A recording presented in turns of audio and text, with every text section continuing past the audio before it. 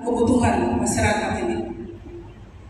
Dengan pembangunan khususnya yang terjadi di Papua hampir merata, terutama kami yang di Papua Selatan melihat bahwa ini bukan bottom up, tetapi top down yang tidak memikirkan atau tidak masuk dengan permisi kepada pemilik tanah hutan adat yang merupakan kearifan lokal, dan di situ ada hutan-hutan sakral di Merauke, khususnya Kabupaten Merauke.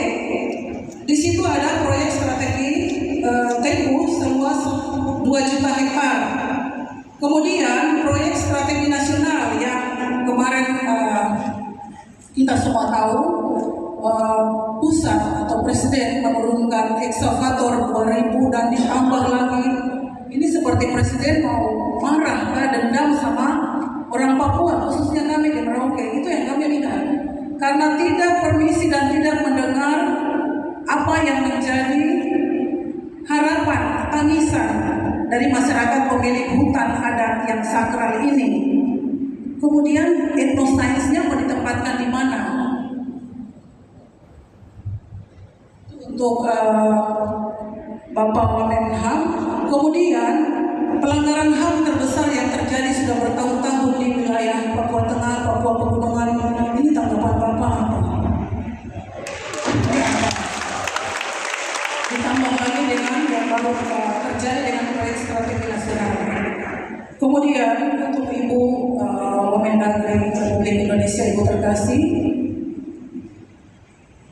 ada 2 menteri Papua yang ditempatkan di Kementerian Prabowo,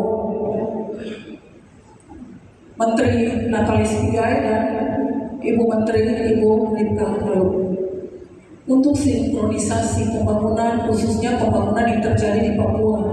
Kami tidak melihat ada sinkronisasi dari 2 menteri Papua yang duduk di pusat. Mohon izin karena kami lihat ada 2 menteri Papua yang duduk, tetapi kami tambah menangis dengan proyek strategi nasional yang terjadi. Kami mau mengadu kemana? Itu pertanyaan saya, mohon nanti ditanggapi. Kemudian sama juga untuk dari Dirjen Kementerian PU, ini pembangunan jalan sepanjang 135 hektar kilometer yang membelah 5 distrik di Merauke. Dengan adanya ekskavator yang diturunkan membabi buta ini merusak hutan adat, hutan-hutan sakral. Orang Papua itu hidup karena hutan. Sehingga dampak yang terjadi 2025 Papua Selatan, kemiskinan tertinggi. Artinya kita bisa mengambil kesimpulan orang Papua ini kaya karena hutan. Tapi kalau hutan digunduli, dia miskin. Sebenarnya simpel sekali. Kalau kita berpikir dengan logika sederhana, sehingga pemerintah pusat tidak usah merusak hutan, tetapi membangun sekolah yang banyak, puskesmas yang banyak, peningkatan ekonomi masyarakat yang meningkat, itu saja. Simpel saja.